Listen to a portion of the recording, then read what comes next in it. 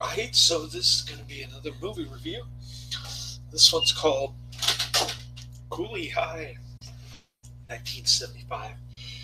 This is about what I expected. It gets much higher rating on IMDb, though. I'm giving it 3 out of 5 stars. It's supposed to be the black American Graffiti. I don't really care for Motown music, and I didn't care for much of this movie, but the lead actress, Cynthia Davis, was very pretty to me. I like the car chase scene with the cops. That was funny. The rest of the movie was really boring, so I kind of have mixed feelings about it. Although Smokey Robinson was the highlight of the Tammy show when I watched that. So, London, London Eye. That's the song they play on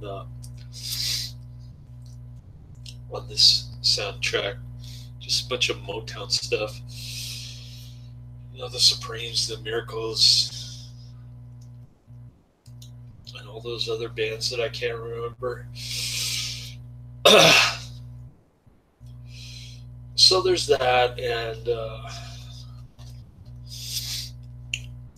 I like the Preach character. I thought he was pretty cool. He's kind of buffed, but he dresses like a nerd, and he's into poetry and history, but he hates school, which is kind of cool. At the end of the movie, they say he ends up becoming a screenwriter. I guess they don't teach that in high school, but yeah. Oh, and then there's the census taker who plays the high school teacher. So it starts off, they cut class and they go to the zoo. They steal a bunch of food, and then they jump over the gates at the Chicago subway. I guess this is supposed to be Chicago inner city kind of stuff. You know, the projects, the ghetto, the dump kind of area of Chicago. And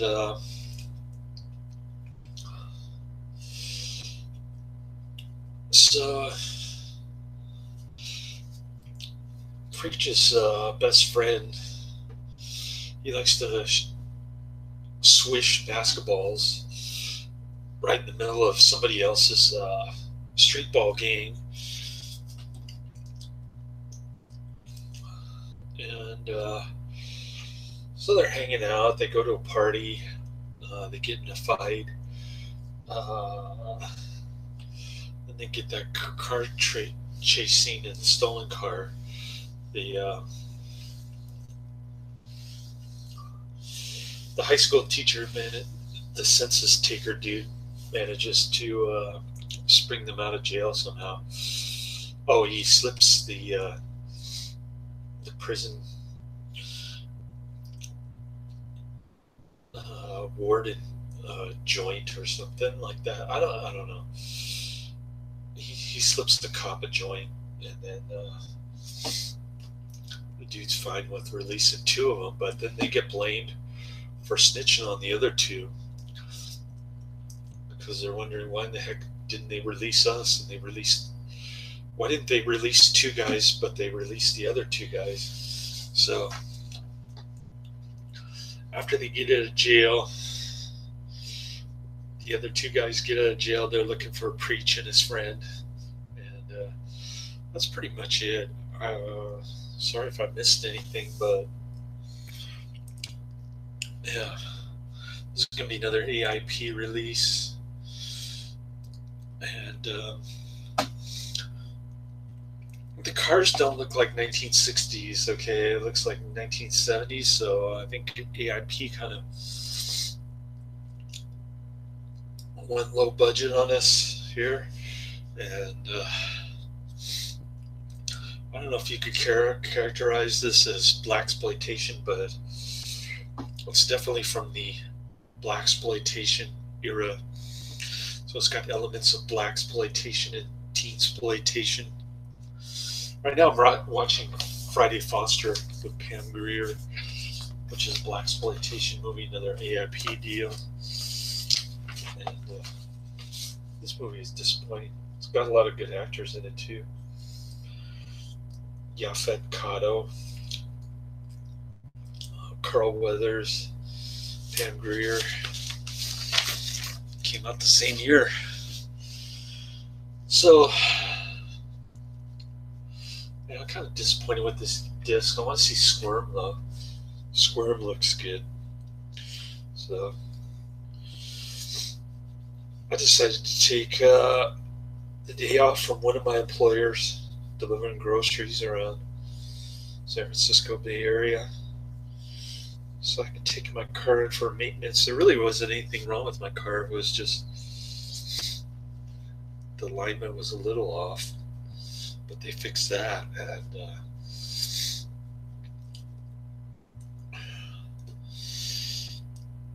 so I only paid like $10, so can't complain. It's better to get checked out and than to be sorry later. Anyways, so I got an extra couple hours of sleep, which was decent, but then somehow I got runny nose. So I'm on the Dayquil. I'm not on the red line yet until I do my graveyard shift, but couldn't find a date for today, so I've just been kind of sleeping in, and I'm trying to get a doctor's note later for getting sick pay while I'm with my son this summer, possibly Christmas time also. So I'll work on that, and yeah, the movie, the ending was really disappointing. That was kind of a letdown ending, and I thought it just dragged on too long. So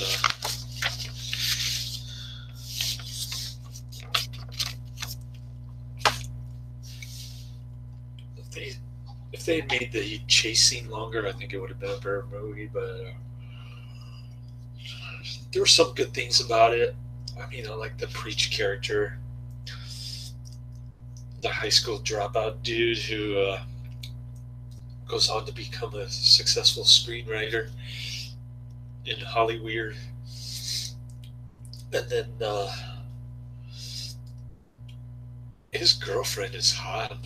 I mean, she's got this these panties that are like up to her chest, and you actually get to see her butt.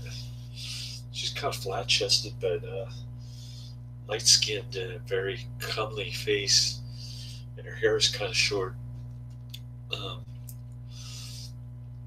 So yeah, I could definitely relate to that. If I was in her high school, I'd be chasing her too. The 30-year-old teenager. Anyways, that's about what I expected. I thought I wasn't gonna like it.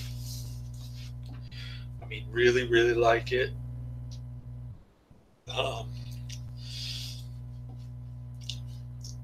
at the same time, I knew it had to be better than Macon County Line, which I disliked. So kind of in between, mixed feelings about this one.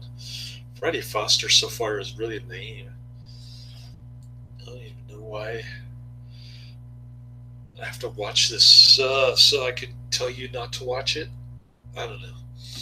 So I'm not going to recommend this. So I'm not going to say check it out. I'm not going to post anything in the description box other than actors' names and Samuel Z. Arkoff from AIP. And pretty soon I'll get through these AIPs, late 70s stuff, and I think I go through a bunch of art house crap, I think. So Anyways,